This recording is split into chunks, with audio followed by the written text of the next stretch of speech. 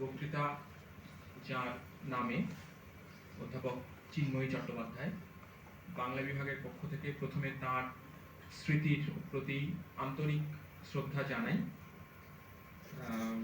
তার নামাঙ্কিত এই স্মারক বক্তৃতা বাংলা বিভাগ যে আয়োজন করতে পারছে, খানিকটা পাশে থাকতে পারছে ওর নামাঙ্কিত এই স্মারক বক্তৃতার, এই জন্য বাংলা বিভাগের এটা একটা খুবই আনন্দের দিন এবং খুবই গর্বের দিন আর কি।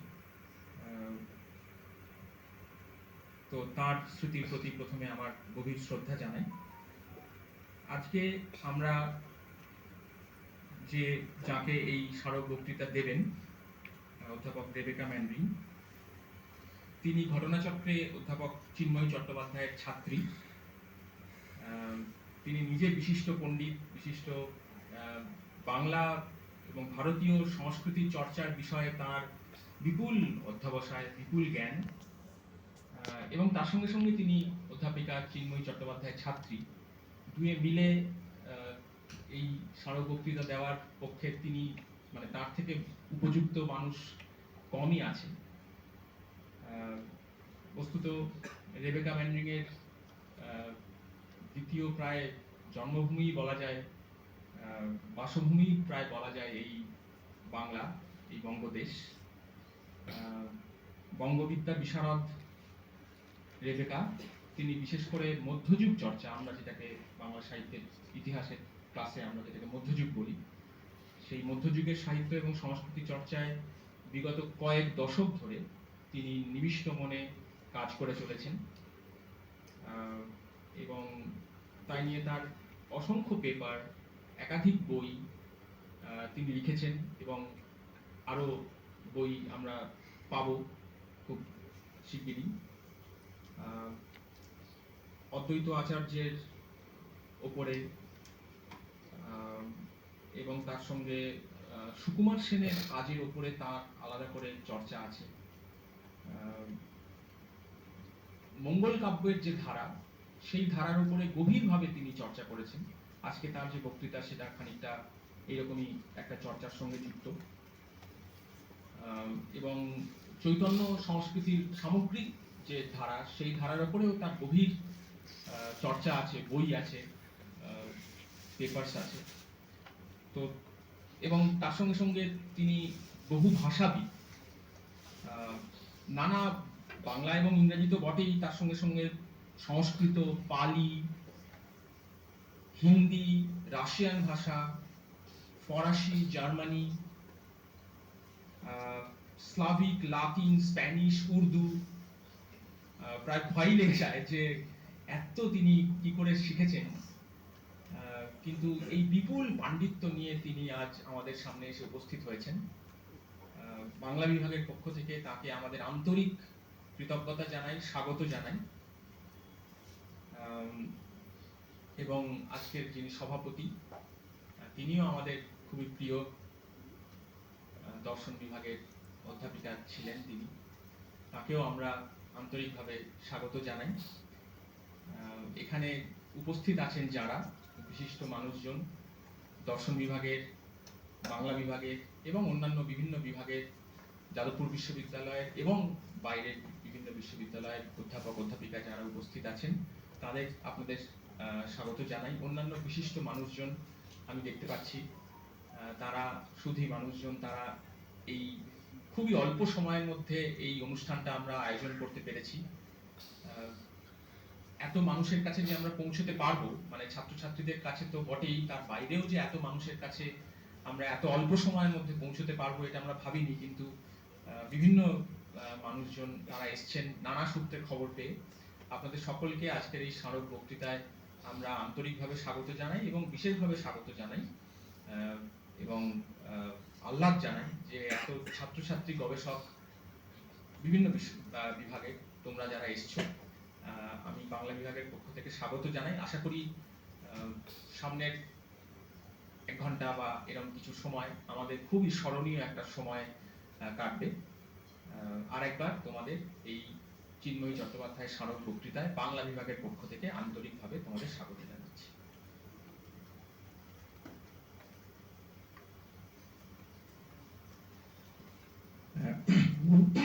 মূল বক্তৃতায় যাওয়ার আগে আর একটা ছোট কাজ, চিন্ময়ী চট্টোপাধ্যায়ের সঙ্গে বাংলা বিভাগে যারা এখানে ছাত্রছাত্রী আছো তাদের জন্য বিশেষ করে বলছি, সরাসরি তিনি বাংলা সাহিত্যের বা বাংলা বিভাগ যাকে বলে আমাদের এখানকার, তার সঙ্গে সরাসরি যুক্ত ছিলেন না ঠিকই, কিন্তু বাংলা ছাত্রছাত্রীরা লেখাপড়া করতে গেলে চিন্ময়ী চট্টোপাধ্যায়ের বইপত্রের সঙ্গে প্রায়শই নানাভাবে পরিচিত হয় লেখার সঙ্গে। অনেক লেখা, অনেক ধরনের বই, অনেক দিকে তার যাতায়াত ছিল, তার স্কলারশিপের কার্যত কোনো তুলনা নেই।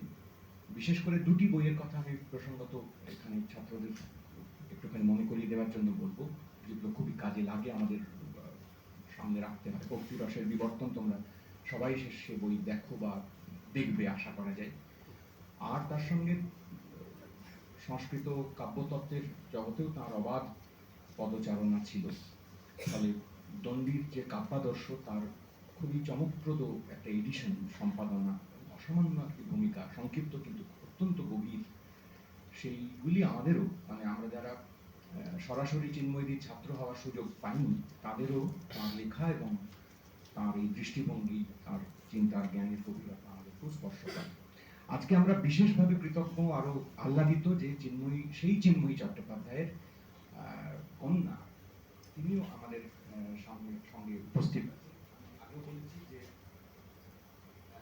এই গোটা আয়োজনের অন্যতম কারিগর কার্যত তিনি এবং তারা। তো আমি মূল বক্তৃতা শুরু হওয়ার আগে চিন্ময়ীর কন্যা এবং আমাদের সকলেরই সম্মানের শ্রদ্ধা অধ্যাপক মধুমিতা চট্টোপাধ্যায়, তাকে সংক্ষেপে কয়েকটি কথা বলার জন্য অনুরোধ জানাচ্ছি।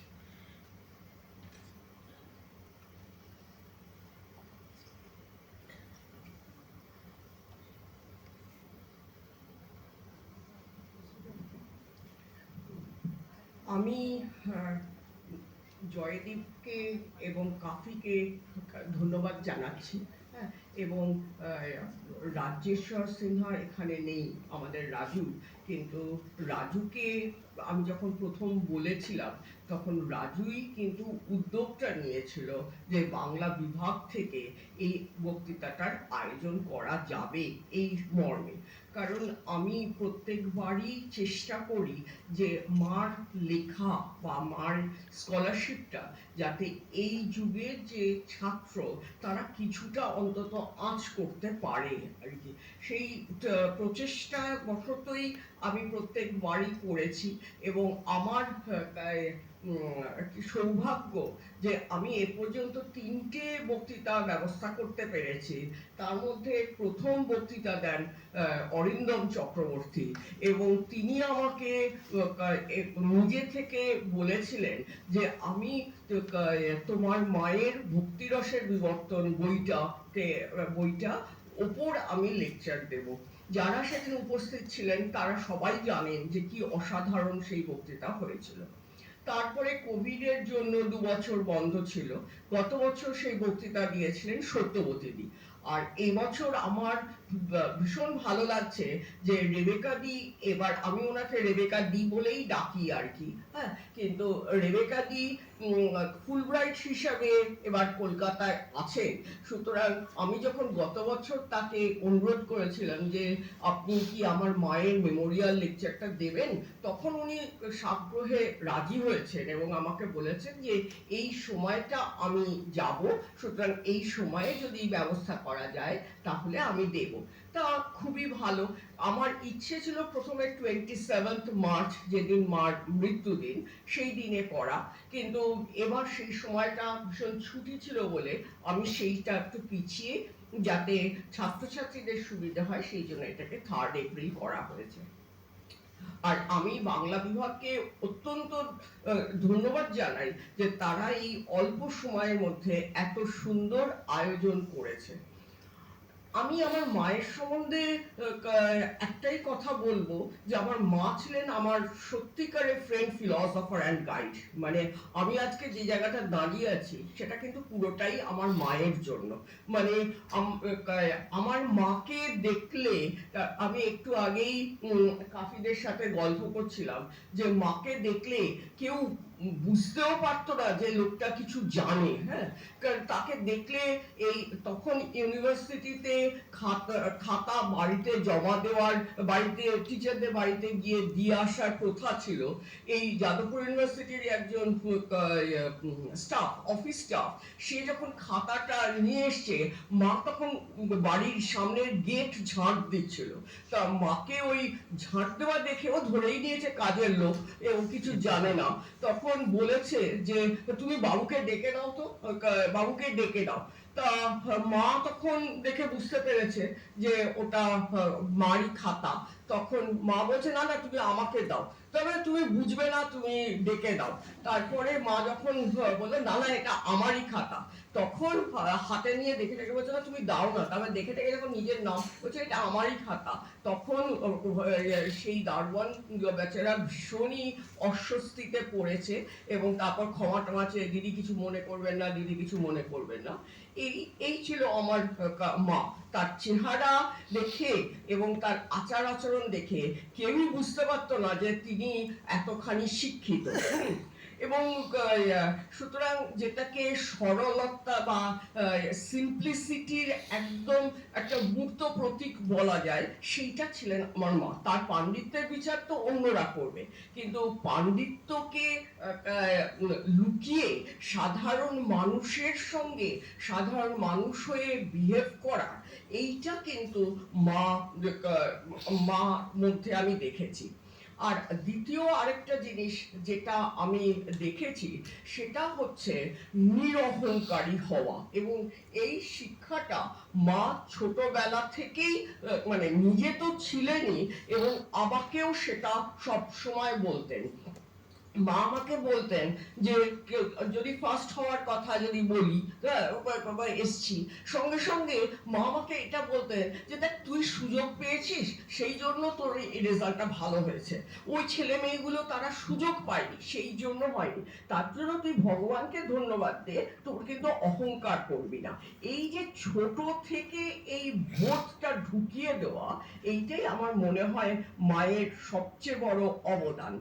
এবং মা শুধুমাত্র লেখাপড়ায় যে আমাকে দাঁড় করিয়েছেন তা নয়, প্রত্যেকটা বিষয়, মানে কিভাবে মানে শ্বশুরবাড়িতে গেলে তাদের সাথে কিভাবে বিহেভ করতে হয়, কি করতে হয় না করতে হয়, সেগুলো সবটাই মা আমাকে প্রায় বলা যায় হাতে ধরে ধরে যে এরকম করে চলবি, এরকম করলে লোকে বাজে বলবে না, এইভাবে বলতেন।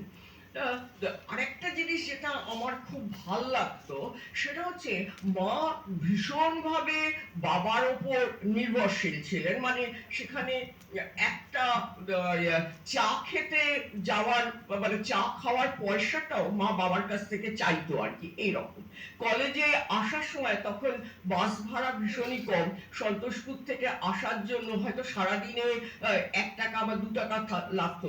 সেই 2 টাকাটাও বাবা মায়ের ব্যাগের সামনে রেখে দিত, মা সেটা নিয়ে ইউনিভার্সিটিতে আসতেন। আমি এইটা শুনেছি মা জীবনে কোনোদিন লাইব্রেরি যাননি। সমস্ত বই বাবা এনে দিতে, বাবা লাইব্রেরিতে গিয়ে গিয়ে বই আনতেন। আর মা অবশ্য বইগুলো কি, দুজনের ফিল্ড দুটো আলাদা ছিল। বাবা করতেন স্মৃতিশাস্ত্র নিয়ে আর মা কাজ করতেন কাব্য দিয়ে, সুতরাং দুজনের বিষয় আলাদা। মা সমস্ত বইগুলো বাবাকে বলতেন আর বাবা সেগুলো বইগুলো জোগাড় করে দিতেন। এইরকমই ছিলেন। কিন্তু মার একটা অদ্ভুত জিনিস দেখেছি, যে মেয়ে এবং ছেলের যে ইকুয়ালিটি, এই ইকুয়ালিটিটা মা কিন্তু ভীষণ ভাবে জোর দিত। যে কোনো একজন ছেলেকে সংসারে যা হয় সেটা হচ্ছে 50-60 বছর আগে তো আরো বেশি হতো, যে কারো পুত্র সন্তান হলে তাকে মাথায় করে রাখা হয়, আর যদি কন্যা সন্তান হয় তাকে করা হয় না। সেই রকম একটা পরিবেশে মা কিন্তু ডিটারমিন্ড করেছিলেন যে না, আমার মেয়েকেও আমি এমন করে তৈরি করব যে যাতে সে পুত্র সন্তানের সমতুল্য হতে পারে। বা অন্য কোনো জায়গাতেও যদি কোনো মেয়েকে অপমান করছে বা মেয়েকে আঘাত করছে, এরকম যদি কোনো জায়গায় হয়, তখনই কিন্তু মা সেটা করতো। এবং আরেকটা কথা বলে আমি শেষ করব, সেটা হচ্ছে যে প্রত্যেককে তার উপযুক্ত সম্মান দেওয়ার বোধটা মার ছিল। আমাদের বাড়িতে একজন কাজ করতেন, এবার তার ছেলে, সে খুবই কষ্ট করে ছেলেকে মানুষ করেছে, তার ছেলে আলটিমেটলি এয়ারপোর্ট অথরিটিতে চাকরি পায়। যখন চাকরি পায় মা, তখন ওই ছেলেটি আমাদেরকে ভীষণ ভালোবাসতো। সে তার মাকে বলেছে যে মা, তুমি অন্য বাড়ির কাজ ছেড়ে দাও, তুমি মাসিমার বাড়ির কাজ রাখো। মা তখন তাকে বলল যে না, তুমি আমার বাড়ির কাজ করবে না, কারণ এতে তোমার অপমান হবে, তোমার ছেলের অপমান হবে। সুতরাং ছেলে কিন্তু নিজে কখনো বলেননি, কিন্তু মা সেই কনসিডারেশনে তখন তাকে বলল যে না, তুমি আমার বাড়িতে কাজ করবে না। এই যে মানুষকে সম্মান দেওয়া, এইটা কিন্তু খুব একটা দেখতে পাওয়া যায় না। মার মধ্যে কিন্তু সেইটা ছিল। সেই জন্য এই মূল্যবোধ, এই মূল্যবোধগুলো কিন্তু আমাদের সবাইকারই শেখা দরকার। হ্যাঁ, লেখাপড়া হয়তো আমরা অনেকেই ভালো লেখাপড়া করিও, কিন্তু এই মূল্যবোধগুলো যেন আমাদের মধ্যে থেকে না হারিয়ে যায়, এইটাই আমি বলতে চাই সকলের মধ্যে।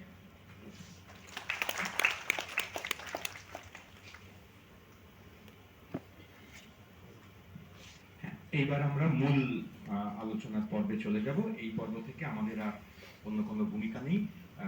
আজকের সভার যিনি পরিচালনার ভার আজকে নিয়েছেন ইন্দ্রাণীজি, তাকে আমি অনুরোধ করছি এবার সবার পাশে।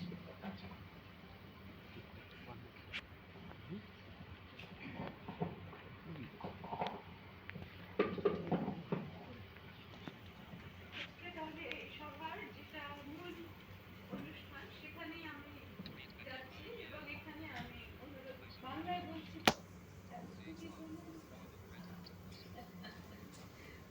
আমি এখানে রেবেকা ম্যামকে, ওনাকে রিকোয়েস্ট করছি ওনার আজকে যে বিষয়ে বক্তব্য দেব, এবং উপস্থিত সকলকেই আমি এখানে স্বাগত জানাচ্ছি।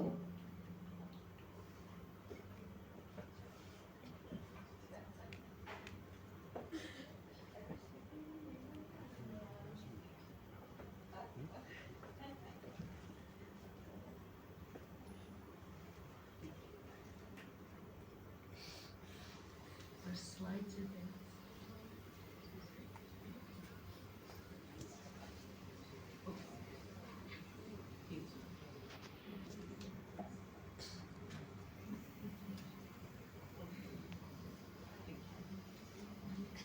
Yeah. Yes. Okay. See how it goes. All right. First of all, অনেক ধন্যবাদ জানাচ্ছি।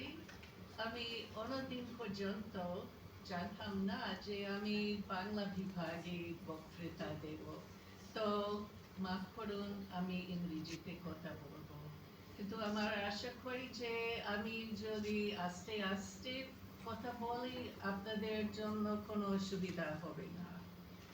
দেখি। So it is very much an honor to speak on this occasion in honor and memory of Professor Chinmoy Choktopadhyay, and a privilege to tell you how her work influenced me. We met over 30 years ago when I was a PhD student from the University of Washington in the US, fortunate to be here with a Fulbright Hays doctoral dissertation research abroad fellowship, and was affiliated with the Sanskrit department here at Jadavpur. Speaking now at the far end of my career, as a full professor at Indiana University, I'm here again with a Fulbright Award. Our U.S. Senator William Fulbright, as some of you must know, believed firmly that if people from different parts of the world could spend time together and truly come to know each other's hopes and dreams, we might be less inclined to fight. I want to think he was right. His legacy sends scholars at all levels of their careers, both to and from the U.S., and also in recognition, wise recognition, of the importance of learning to speak each other's languages, sends English teachers abroad, and brings foreign language teachers from all over the world to teach U.S. students. My own university has benefited tremendously from the Foreign Language Teaching Assistant Program for the teaching of Bangla and Urdu, Swahili, Burmese, Hausa Indonesian, Vietnamese, Mongolian, Kyrgyz, and many more. We offer more than 80 different languages. So I was honored to be among the junior Fulbright awardees in the fall of 1992. My timing must have been good because Professor Chattopadhyay was kind enough and had the time to read with me at least twice a week.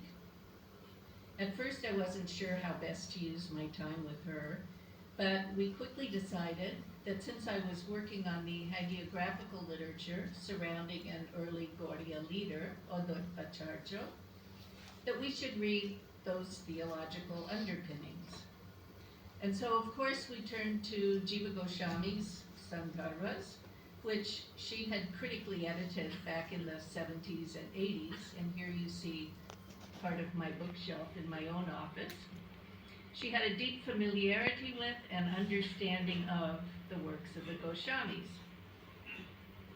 In the course of our reading together, I learned a lot about how graduate seminars work here in India.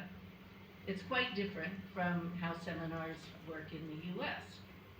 I had expected to be held responsible for close reading of the material before each meeting and worked very hard to prepare as best I could. But I was in over my head, and I was worried what Professor Chattopadhyay would think of my prior Sanskrit training. Before our first proper session, I worked very hard to figure out what I was reading, but I still knew my preparation fell short. Luckily for me, though, she proceeded very differently than I had anticipated. And as it turned out, she did all the work. Once I figured out where she was reading, I could follow her, and then she explained what the text meant. And this was tremendously helpful, as I had not yet delved deeply into the theological underpinnings of the Gaudiya school. I'll speak shortly about what she taught me. Professor Chattopadhyay frequently lamented the lack of interest in the tradition among her current students. So I'm very happy to see so many students here today. Citing the irony of having to work with students like Dr. Neil Delmonico and me, who had come from the US. Neil and I both spoke often about how those students' loss was certainly our gain, and we appreciated the many hours this expert in the field was so happy to spend with us. Perhaps needless to say, she was a very brilliant scholar and began her career at a time when there were still very few women in the field. She worked in both philosophy and Sanskrit grammar and knew thoroughly not only the Gaudiya theologians, but also the work of Vallabha and his followers. By chance, I recently came across my notes from our time together. In going through those notes, I came to appreciate once again, of course, the late Professor Chattopadhyay's abilities to distill these complex philosophies and compare several schools to each other.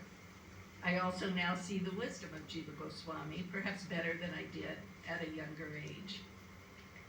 Jiva's job, and that of his close colleagues like Rupa Goswami, was to craft a clear philosophy for what Chaitanya had been preaching, and show how that philosophy connected to what had come earlier. Newcomers to the Vaishnava fold had to produce a commentary on the Bhagavata Purana to link themselves to the past and to show how their philosophy was a continuation of, not a departure from, what had preceded it. Chaitanya, as you all know, was an ecstatic saint, much like Ramakrishna,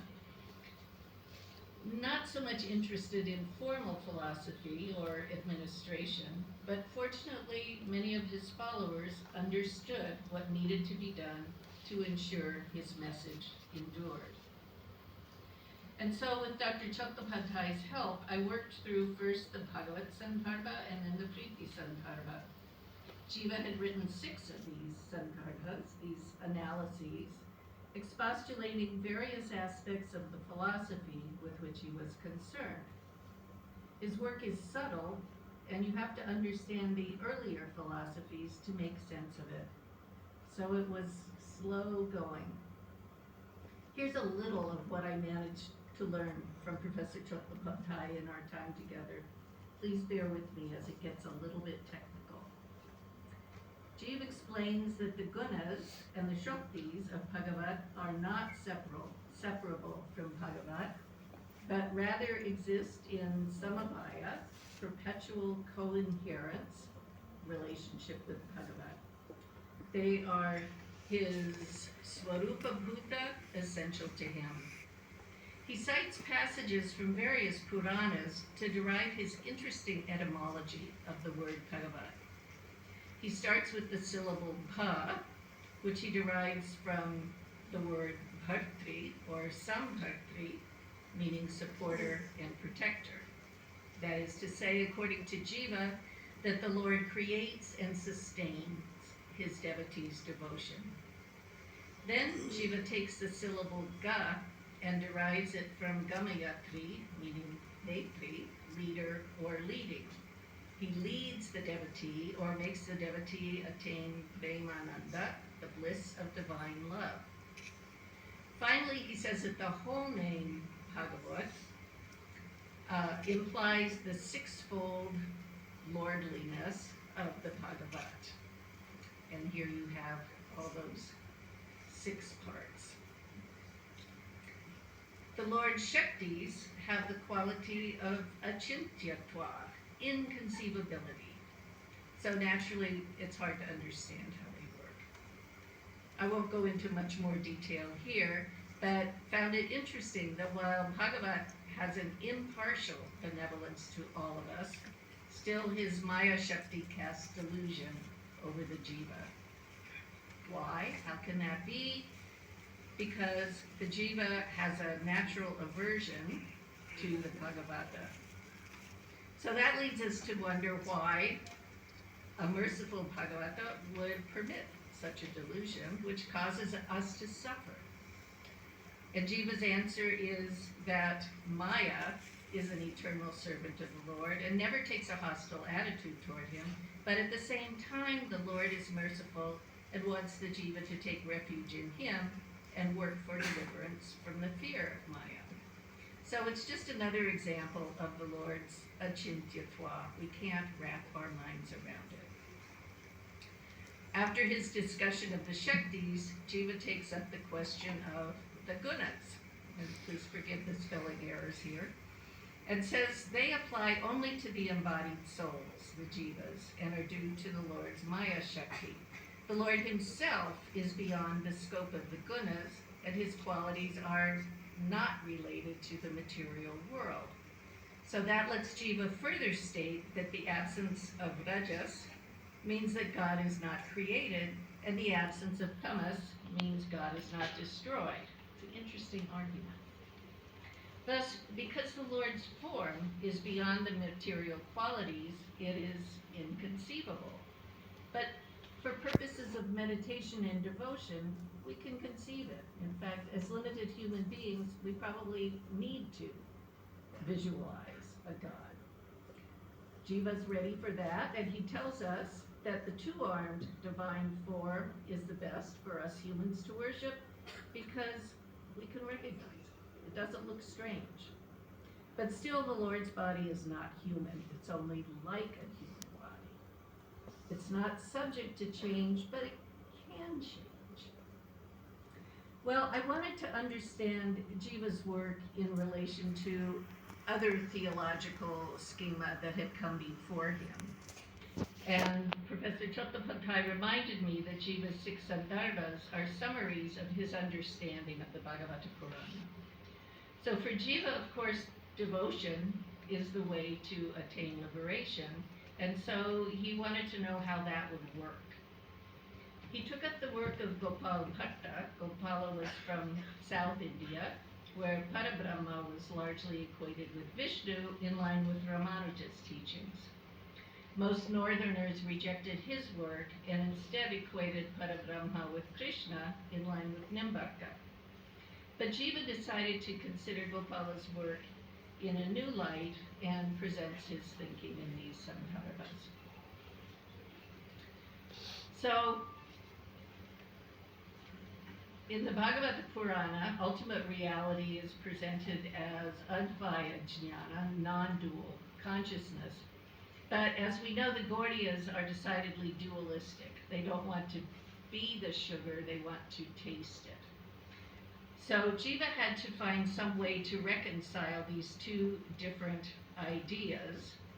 And so he did that by telling us there's both difference and non-difference between the embodied soul and Brahman, famous Bheda Bheda. It's all very complicated and difficult to understand.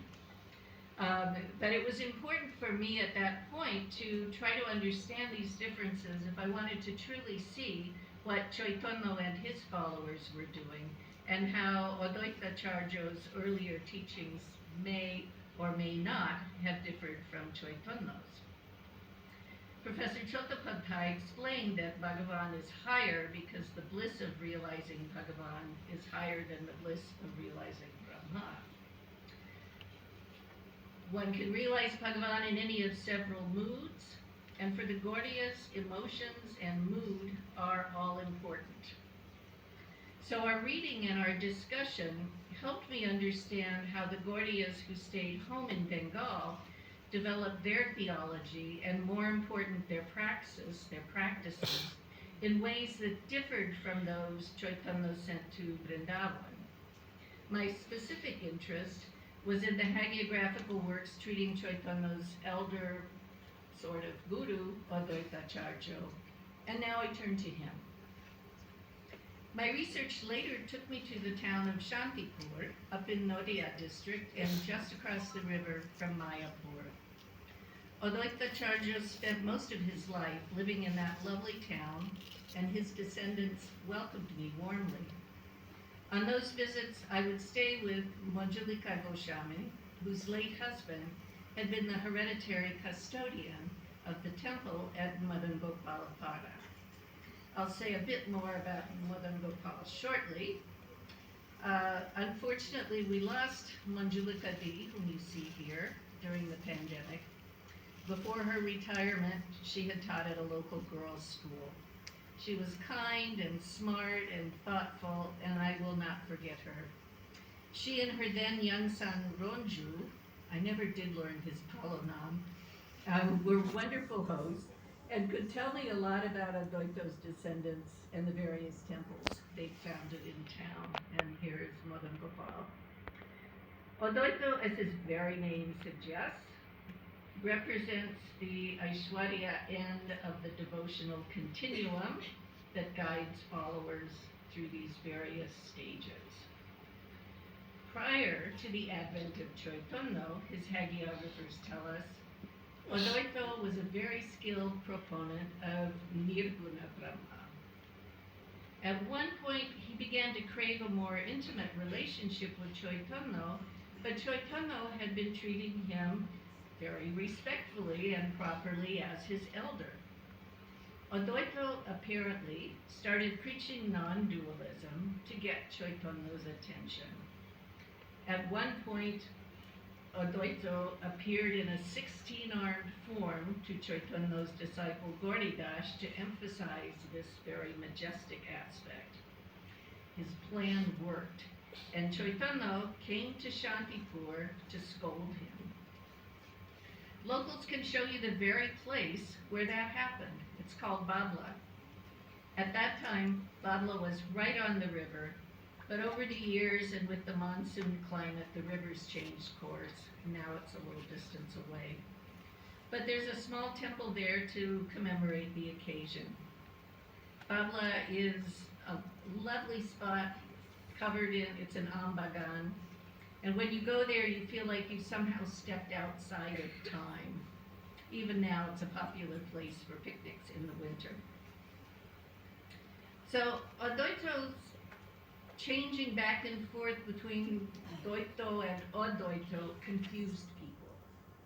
Some of them decided to remain Odoitans, and eventually Chaitanya ordered Advaita to turn his back on them.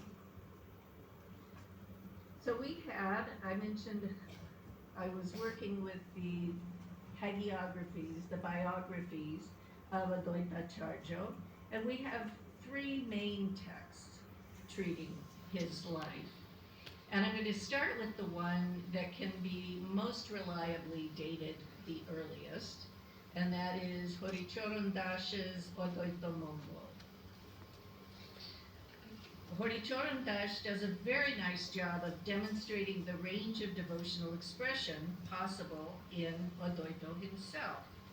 He starts off by introducing us to Odoito as a community leader in his own right, completely independent of Chaitanya. And then he establishes Odoito's theological identity, and in the course of the book shows Odoito's movement along that continuum through each successive stage until finally, in the penultimate chapter, he has reached Chaitanya's erotic Maturjo state. His early stance as a great exponent of Odoito is downplayed until the very end, where Advaita Charjo uses it, as I mentioned a moment ago, as a ploy to gain Chaitanya's attention. Throughout the book, we find many, many theophanies, many times when Advaita reveals his divine form to various devotees. Each one of them reveals something new about Advaita Charjo and reflects increasing realization on the part of those allowed to see him. As you know, in the generation after Chaitanya, his followers divided up into several factions. Nityananda and Advaita each led groups, and over time, Nityananda's followers became and remained the larger group. And Advaita's own sons themselves were not united either. His primary wife, Shita Devi, had at least 5 sons, and his co-wife, Shita's sister, Sri, had just one, Krishna Mishra, who would become Advaita's spiritual heir. Or maybe, as I'll get to in a minute, she had no children. The stories differ. We know what we know about Advaita through his mention in several texts, but he didn't write anything himself, or at least we don't have anything of his. But Horichoron Dash's Advaita Mongol, composed at the end of the 16th or maybe the beginning of the 17th century, is the first text dedicated to his life. Another text, the Advaita Prakash, by one Ishan Nagor, purports to be an even earlier composition, but was more than likely actually written by Ochukchoron Chaudhuri Tottonidhi at the end of the 19th century, or maybe the 20th in the beginning. Ochukchoron was both a scholar and a devotee. He had become concerned about the shrinking membership in Advaita's branch of the Gaudiyas. His work also included a Sanskrit text, the Balya-lila Sutra, covering the early years of Advaita's life, and purported to have been written by one Lordio Krishnadas, formerly known as King Divyasimha of Sylhet. The Sanskrit of that text is very archaic. Its author seems to be attempting the same strategy as the author of the Bhagavata Purana, in that he wants us to think the work is older than it is, based on its linguistic traits. It's not unusual for an author or a putative author to claim a text is older than it really is.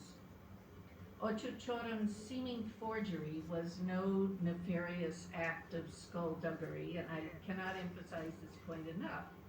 Ochuchoron, like other writers in similar circumstances, had very good reasons for making his dated claims. He simply wanted to ensure that Adoito and his significance to the entire Goryeo tradition not be lost as Choitono rose to prominence. In his work, he asserts Odoito's role almost as a midwife in the advent of Choitono. But before Choitono arrives, we learn of Odoito's own divinity. By preposing his work to the hagiographies treating Choitono, Ochuchoron demonstrates how Odoito was the necessary precursor to Choitono and his message. People usually understand Choitono as the joint incarnation of both Krishna and Radha in a single body. Krishnadas Kaviraj tells us in the Choitono Charitamrita that Krishna regretted not being able to experience what Radha experienced in relation to him, and so appeared in the Kali Yuga as both Radha and Krishna in a single body, so that Krishna could experience her emotion. Ochuchoron, or perhaps Ishan, says that Adoito is the joint embodiment of Vishnu and Sadashiva. He makes this claim, or claims to make this claim, before Krishnadas Kaviraj makes his own claim about Choitono. So with that move, he claims that Adoito became a joint embodiment before Choitono did, and that Adoito is actually more than Choitono was. So not only was Adoito, metaphorically, the midwife to Choitono and his entire movement, he was himself the embodiment of the two most powerful gods in the pantheon. That move places the Aishwarya aspect of the divine as prior to, and in some ways greater, than what would come later in the person of Choitono. Only he then, Adoito, could bring in the avatar of the Kali Yuga. Were it not for Advaita Charjo, there would have been no Chaitanya. It's a clever way to make his claim without undermining Chaitanya or any of the other schools of Gaudiya Vaishnavism. And our author did so at a time when Advaita's branch of the Gaudiya tree had shrunk considerably. The texts treating Advaita are in agreement that he had 6 sons, but it's not entirely clear which wife, Advaita was married to 2 sisters, was the mother of which sons. In particular, it's not clear whether Sri, the junior wife, had any children of her own, or perhaps her sister Sita felt pity on her at one point and handed over one of her own sons. All would have been raised in the same household in any case, but the question may be relevant in eventual questions of succession. Advaita's eldest son is Achyutananda. Bolram, the second son, inherits his father's Bhagavat commentary, but his half-brother gets Madan Gopal. The Advaita Prakash tells us that shortly after the birth of Advaita's 3 grandsons, he calls all 6 of his sons together to give them his final instructions. Speaking to the group, he urges them to remember their obligations as householders and admonishes them to behave themselves, to not covet anyone else's property or wife, to praise holy men, and to have tulsi trees at home. They must live their lives with the goal of serving Krishna, and in this way they will accrue neither sin nor merit, and so will break their karmic bonds. He speaks separately to each of the 3 oldest sons, all of whom he recognizes as very devoted to Krishna. Achyut has already rejected marriage and has no interest in the material world, so Advaita announces that he will not take him away from his dedication to worship and service.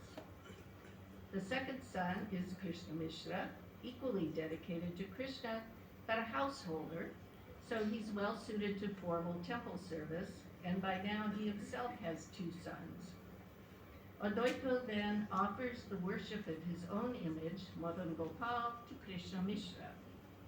It's an unusual move. Krishna Mishra is not the eldest, but he agrees, as does the third son, Gopal Das. The eldest son apparently isn't interested, and he doesn't have any opinion. So we're told that the image is the very image that Kubja, you'll remember the hunchback, used to worship. It had been hidden, but Krishna appeared to Advaita in a dream and told him exactly where to dig to recover it in Braj. He builds a little temple there, and at one point Madan Mohan, as he's called then, hears about some possible vandalism and goes and hides again, and again reveals his whereabouts to Advaita in a dream. And a third time, Krishna appears to tell Advaita he has to hand over the image to a particular Brahmin who's coming.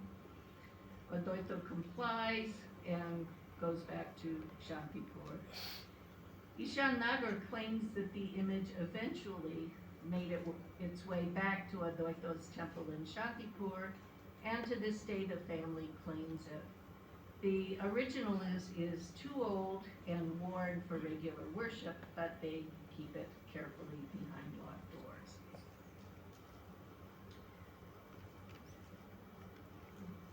So Jiva Goswami, as I mentioned before, was of course a very skilled philosopher. His work and that of the other Gaudiya theologians has been crucial to the development of their school. But other writers convey their messages through narrative, and it's story that I find most interesting. A good story is easy to follow, more so than the intricacies of a philosophical argument. And that's all the more true when the story involves fantastic beasts and heroic feats of cleverness and bravery, and valiant warrior women fighting evil villains, and maybe some confounding trickery. As I was winding up the Advaita Charjo project and turning to concerns about preserving important small manuscript collections, one complete manuscript of Ram Chakraborty's mid-17th century Dharma Mongol appeared, and this was in the personal collection of the great Shukumar Sen. A group of us had been working to microfilm and catalog Shukumar Sen's personal collection of manuscripts that he had amassed over the years when he was working on his Bangla Sahitya Itihas. His son, the late Subhodra Kumar Sen, suggested that the two of us undertake to complete his father's work on that text. His father and Ponchanan Mondal had critically edited and published the first 8 palas of Rupram's Dharma Mongol, but never managed to return to the text to finish the work. They had published it with several lovely woodblock prints made by Nandalal Bose, none of which has appeared elsewhere. I had never worked on Mongol Kabo, but I'd read enough other Middle Bengali literature that I thought I could manage it. So we made a vague plan that I would translate and Professor Shen would do the critical editing, and then we would exchange our work to check it. It makes me sad that we never managed to accomplish that joint project. However, when word came that we had lost Subhodra Babu, it immediately became clear to me that the job must be done, and so I resolved to translate the text as a kind of Guru Dakshina. It has not been easy. The Madhujugir Bangla of the hagiographies is very Sanskritic. The Madhujugir Bangla of the Mongol Kabo is earthy and very human. The grammar of the language is in a state of flux in the mid-17th century, contains many words that are no longer in use, and even native speakers of Kolkata Standard Bangla can easily be misled. But fortunately, I was not alone. Although there are not hordes of scholars working on Bengali materials from the pre-modern period, there are a good 2 or 3 dozen of us scattered around the world, and eager to meet and collaborate. Over the years, I've met many scholars working in and on South Asia. Some of the Sanskritists sometimes can be very competitive, but the people working in the middle period, whether of Hindi, Braj Bhasha, or Bangla, seem to be of a very different sort, much more companionable. We share a real love of the literature and the people and places that produced it, and like nothing better than a good opportunity to sort of adamada about it.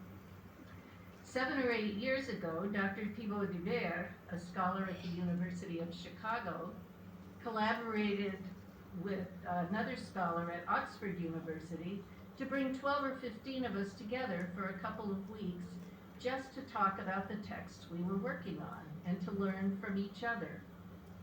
We met at a university in a small town in Romania where the accommodations were fine and the costs were low, and the location was about midway between Kolkata and the US.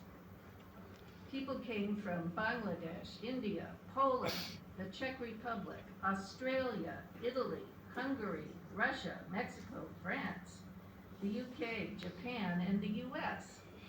Some were very senior in their careers, some were graduate students, and the rest were somewhere in between. But we met as equals, as everyone had something helpful to contribute.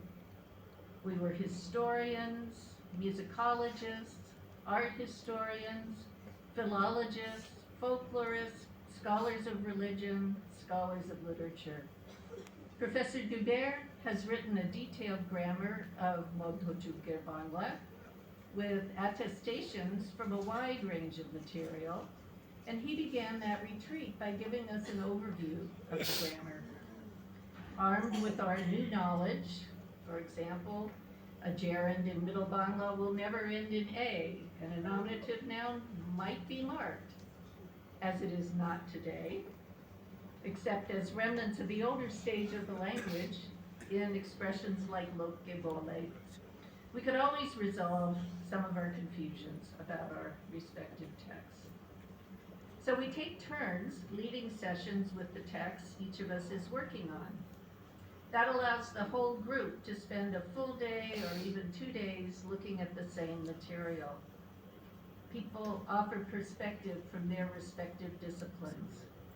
Thus, an art historian may describe something they had seen, a painting or a carving on a temple wall, that seems to represent something we're reading about. Or a historian could explain that the reason captured rulers would be thrown into the dungeon and a poison pill placed in their mouths was that you could not spill royal blood. Such captives had to be crushed or poisoned, but you could not spill their blood.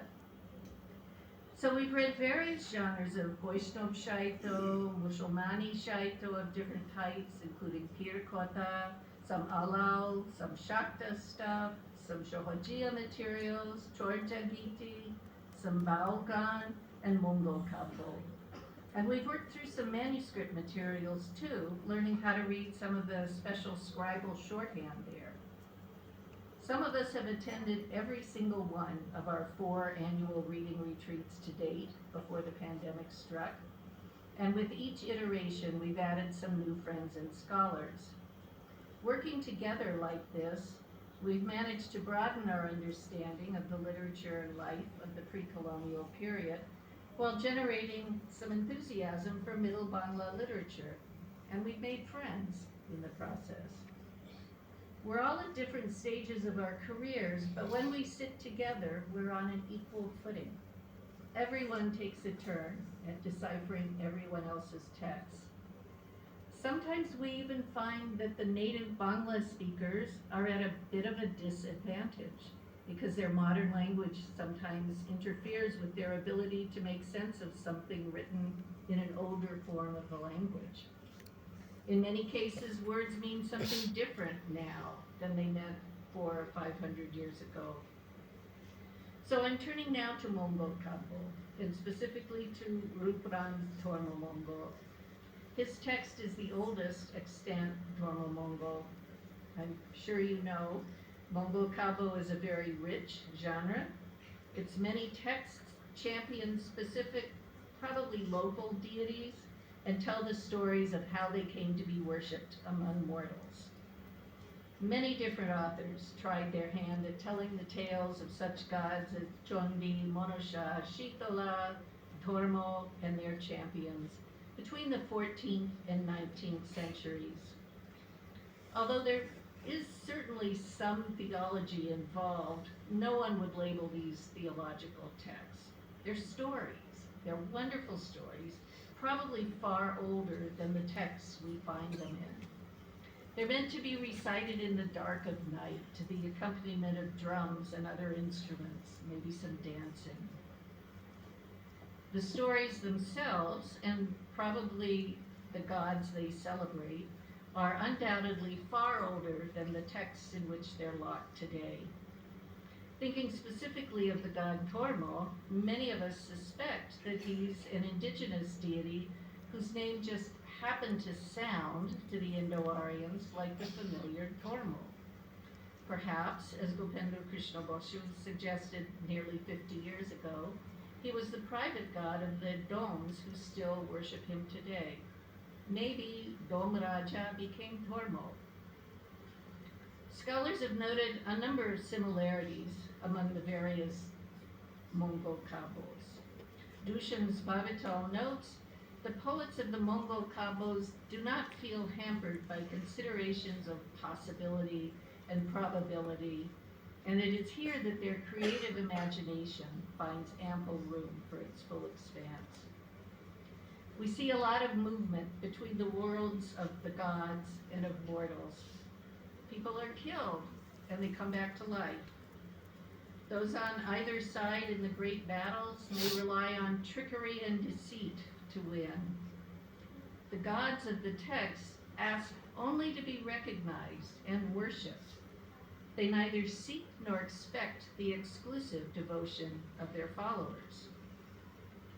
While the vast majority of the Mongol Kabos revolve around the goddesses I've mentioned, the cult of Tormo gave rise to another whole series of these works. Tormo is a god whose theological identity, as I mentioned a minute ago, is unclear. Some have tried to connect him with the Buddha for the obvious reason of his very name, and also because in many places he's celebrated around Buddha Purnima. Others equate him with the old Vedic god Varuna. His worshippers come from the lower strata of society, and in fact one of the main heroes is the leader of 13 clans of pig farmers.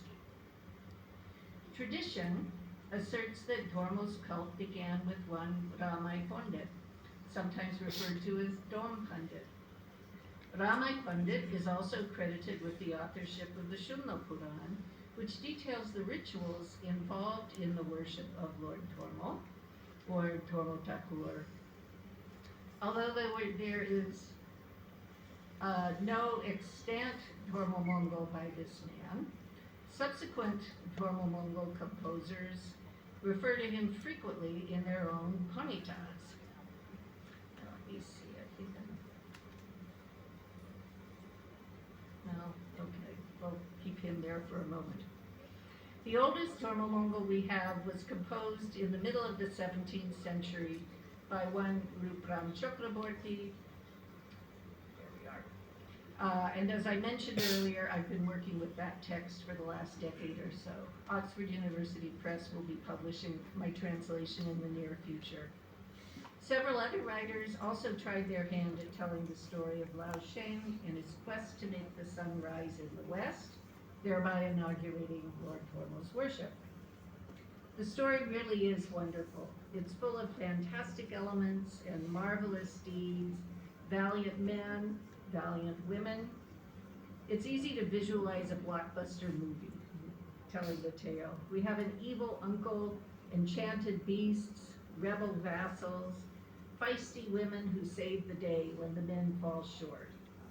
These are definitely not the characters or the deeds we find in classical Sanskrit literature, but hardworking farmers and herders who just want to make sure their families have enough to eat.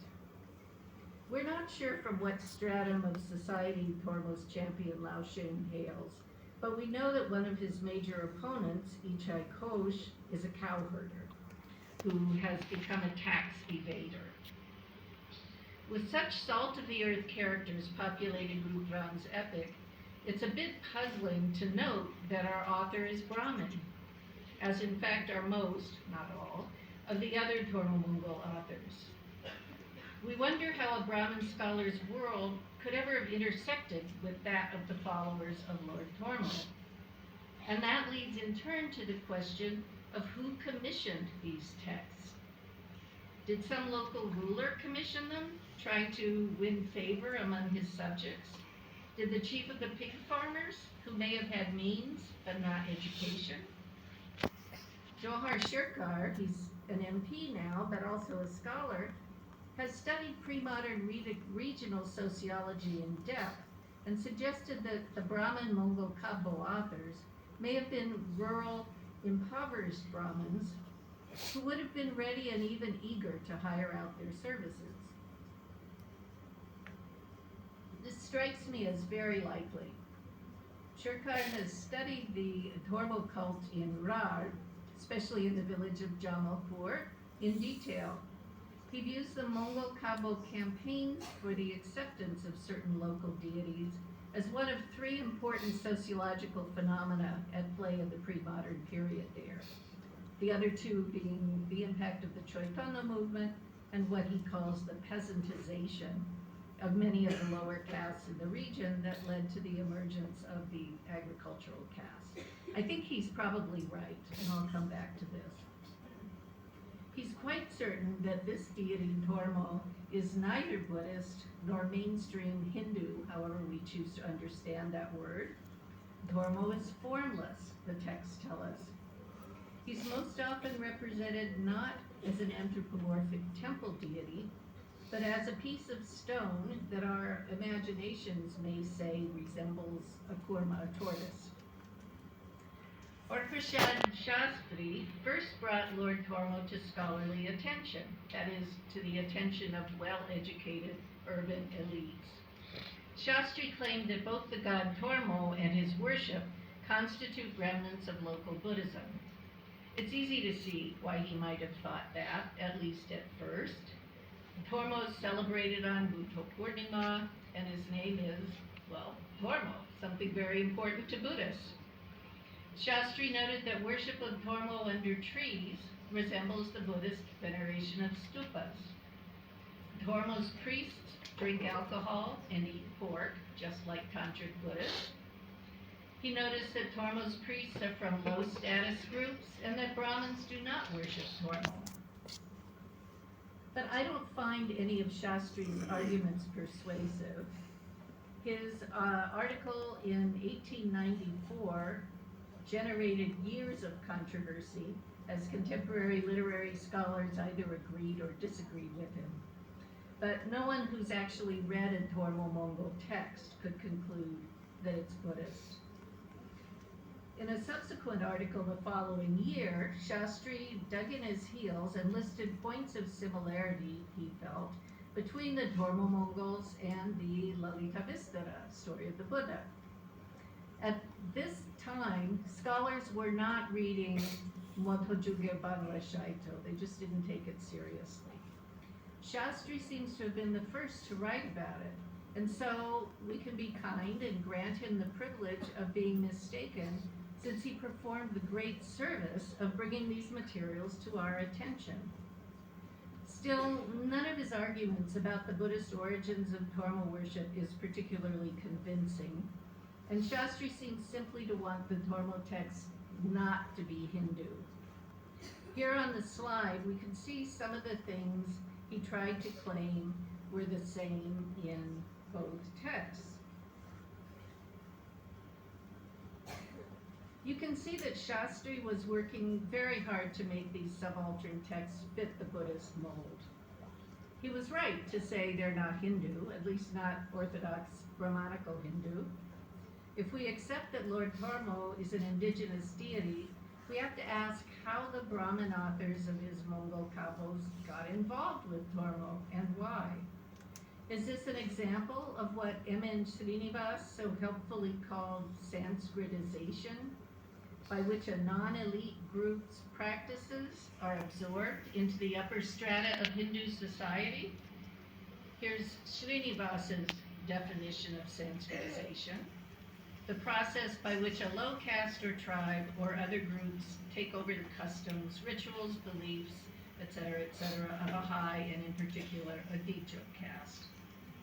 It normally presupposes either an improvement in the economic or political position of the group, or a higher group self-consciousness resulting from contact with the source of the Greek tradition. It's usually understood as the process by which people claim a higher status for themselves. It happens subtly over many years, and eventually often with the complicity of those high-status people being emulated. This happens for a number of reasons, perhaps the most important of which is economic. The elites perceive there's money or some other sort of capital to be made by adding these other practices. There's patronage to be had. We can see this perhaps most clearly with the emergence of the goddess traditions into mainstream Bengali Hindu culture during the colonial period. And nowadays, no one does not enjoy Durga Puja. But what's happening in Rar with the Dharma cult is not like that. There's not a lot of money among the rural pig farmers, although I do think economic realities played a role. Apparently, Ramakrishna Paramahansa's in-laws were Dharma Purohits, as were some of the Banerjees and Chatterjees of Jamalpur. There were, of course, sanctions against Brahmins getting involved in some of these practices. Apparently, the Brihad Dharma Puran says that if a Brahmin takes up the worship of lower caste deities, they're automatically demoted to that caste. So the Dharma situation does not seem to be a case of lower caste people seeking promotion. Rather, we have upper caste people trying to get in on the action, but not in the way that happened elsewhere. These are not the most elites with all the privilege and comfort.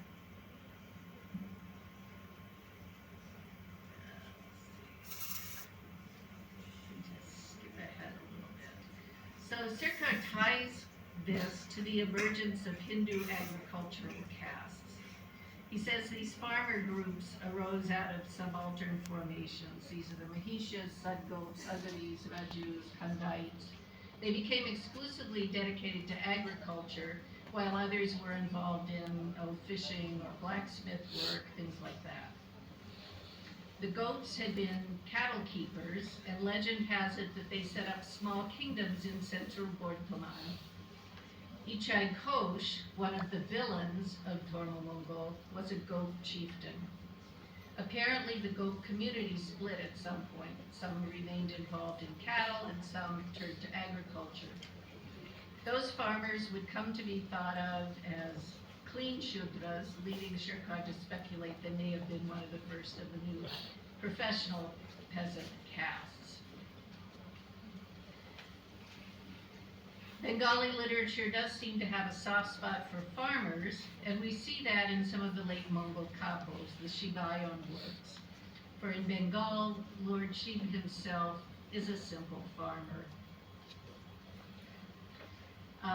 He leaves his mountain home and appears in rural Bengal as a poor but good-natured peasant.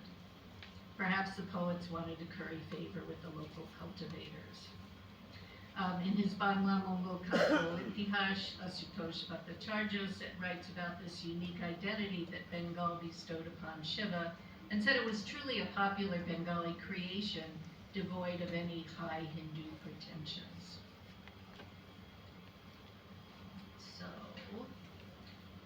skipping ahead a little bit, Dharma's champion, Lao Sheng, meets Bir Kalu and the 13 clans of pig herders on the road, and invites them all to come settle in Moina. Other texts in the genre also describe central characters who are farmers. Well, we can't read these as historical documents, but they can still tell us a lot about life in the past. Rupram was writing in the middle of the 17th century when Europeans were starting to make inroads into Bengal. As his protagonists travel on the rivers, they pass a Portuguese settlement, for example, and soldiers fire cannons and muskets in their battles. Europeans play no role in Rubram's epic, but they are present. No one interacts with them. They just notice their forts as they sail past. Scholars long ignored the Mongol Cabos as just not worth their time, just not serious literature. But they comprise the bulk of pre-modern Bangla Shaitan. Fortunately for all of us, Shukumar Sen and others, working about a century ago, realized the folly of that attitude and began to study these texts, and in so doing, encouraged the rest of us to take a look. They not only tell darn good stories, they also allow us to explore so-called folk beliefs of the rural people.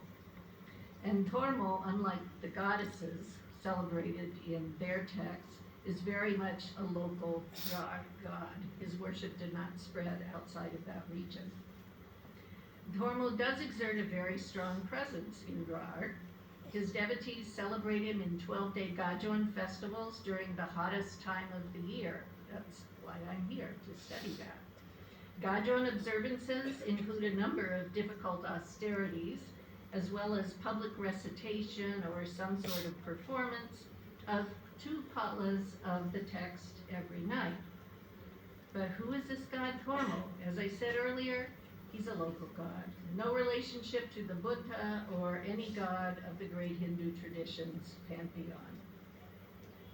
That said, as I mentioned, the authors were nearly all Brahmins, rural Brahmins, whose opportunities for work locally would have been quite limited, since their class was tremendously outnumbered by agricultural workers.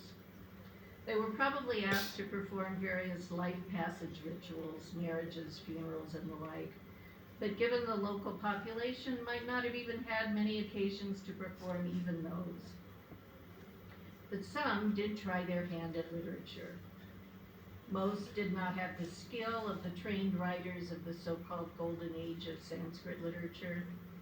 That said, they knew how to tell a good story and how to use words to paint pictures that could capture the imagination in the dead of night. They wrote in the standard Poyar and Tripodi meters, the Bengali counterpart to Sanskrit shloka meter.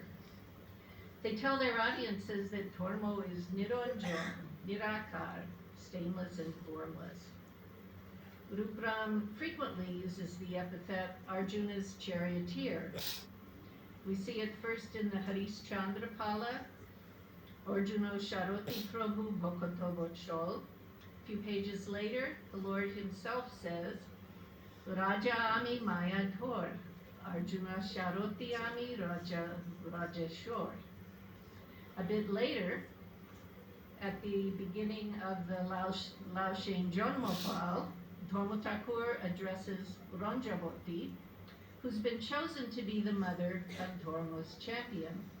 He tells her, Boro Mago Ranjavati Ami Niranjan, Arjuna Sharoti Hori Dukiro Jibon. I've got a typo in there. Laoshen refers to his brother Korpur in very similar terms, suggesting that Laoshen does not distinguish his brother from his lord. And indeed, Korpur arose, as his name indicates, from a piece of camphor, Korpur, that fell out of the pond in Tormo's mouth as he laughed in delight when he first saw the infant Laoshen. That is to say, Korpur truly is a part of Lord Tormo. Laoshen more than once says, Orjunero rote jano choturbhujo hori, shei rupo korpure tomari monikori. And later, as he is about to go into battle with his adversary Ichai Kosh, our narrator tells us, Tino Bardo Tormorajo Shongoro Nokoilo, Orjuno Sharoti Tormo Doroshono Dilo. And still later, when Laoshen has finally come to Hakonda and is beseeching Tormo to make the sun rise in the west, that's the final test that's going to make Tormo's worship firm on earth, He says, Mohima Shunilam Bordo Gojendro Mokone Orjunero Shokatumi Bilito Bhuvane. So I contend that in equating Dharmatakur with Hori, with Vishnu, Rupram is committing an act of what Tony K. Stewart calls equivalence. For Laoshen and Dharma's followers even today, Lord Dharma is ultimate reality, the Supreme Lord. But Rupram's readers, not those who were exposed to the story orally, would not have known about Dharma. Since theological identities are already somewhat fluid, it makes sense that an author would want to explain his subject deity in terms his reading audience could understand. It's intriguing that he chose to do so by borrowing the image of Krishna Hori from the Mahabharata, that is, the deity in the mode of friendship, Shokko, rather than the Madhurjo mode of the Gaudyas. Lord Tormo is most often formless, though he can assume any form he wants, and he does appear from time to time in the story. Does that act of equivalence make Rupram's epic a Vaishnava work? No, that would be forcing the issue too far. Tormo is Tormo, and probably long predates Vishnu's presence in rural Bengal. I tend to agree with Sherkar that this use of the great god in the Tormo Mongol is not an example of Sanskritization, but of something really the reverse. Impoverished, educated Brahmins inserting themselves into the domain of what some would call folk religion, simply as a survival mechanism. Those Brahmins living in such centers of Sanskrit learning as Navadvip, who had better paying jobs and commanded larger salaries, could afford to look down their noses or ignore entirely those deities whom the peasants were placating elsewhere in Bengal.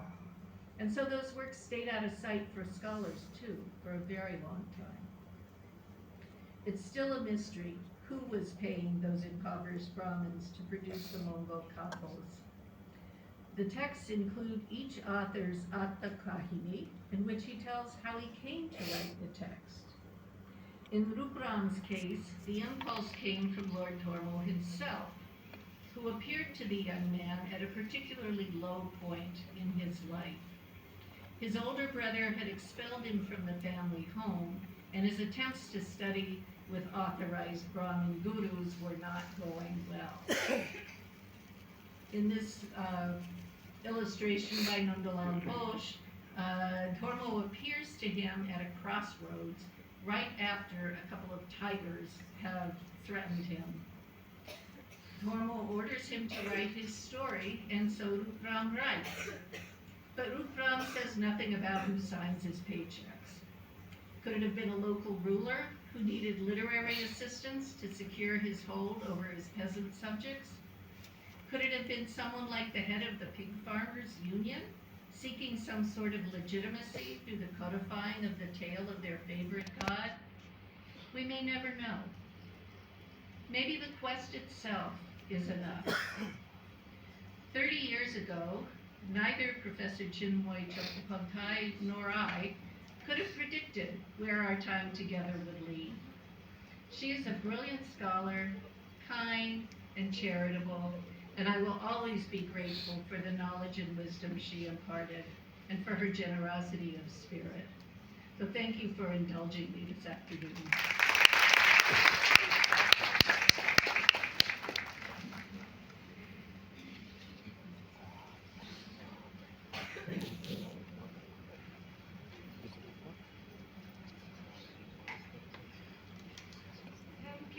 Thank you, Professor Rebecca Lee, our dear Rebecca Lee.